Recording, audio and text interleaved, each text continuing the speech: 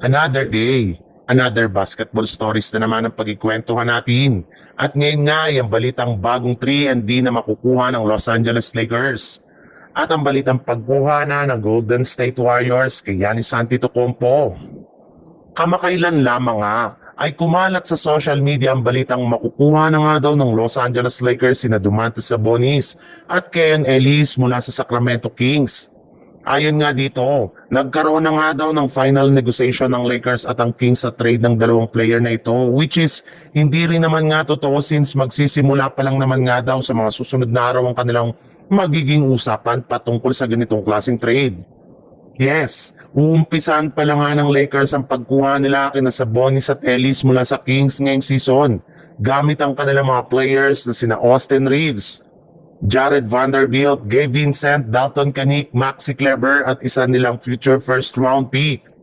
Yes, maliban nga kay Sabonis na balak nilang gamitin bilang kanilang bagong big man, ay interesado rin naman nga ang Lakers sa pagkuha kay Ken Ellis na inasang magpapalakas ng kanilang depensa at physicality sa loob ng court.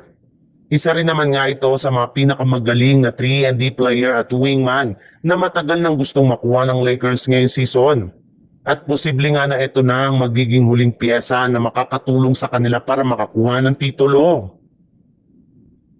Sa ibang balita naman, kinumpirma na nga ng isang NBA insider ng Golden State Warriors na seryoso na nga daw pong kinukonsidera ng kanilang front office ang posibilidad na pagkuha nila kay Anthony Davis sa isang blockbuster trade ngayong season. In fact, susubukan na nga daw ng kanilang team na makipag-trade talk o makipag-usap sa koponan ng Mavericks para malaman kung papaano nila ito makukuha bago ang trade deadline sa darating na Pebrero. At dahil nga sa hawak na $54.1 million na kontrata ni Davis, ay hindi nga magiging madali para sa Warriors na makuha ito mula sa Mavericks dahil kakailanganin muna nga nila na bumuo ng isang malakihang trade package bilang kapalit nito. Hindi rin naman nga daw sapat ang si Jonathan Kuminga lang ang kanilang ipang-offer sa Mavs bagos posible nga na mapabilang rin dito si Draymond Green na wala na rin naman nga masyadong nagiging impact sa team ngayong season. At bagamat man nga napakalaki ang gagawing sakripisyo ng Warriors ay magiging worth it rin naman nga ito dahil sigurado nga na gagawing legit na championship contender ni Anthony Davis ang kanilang team.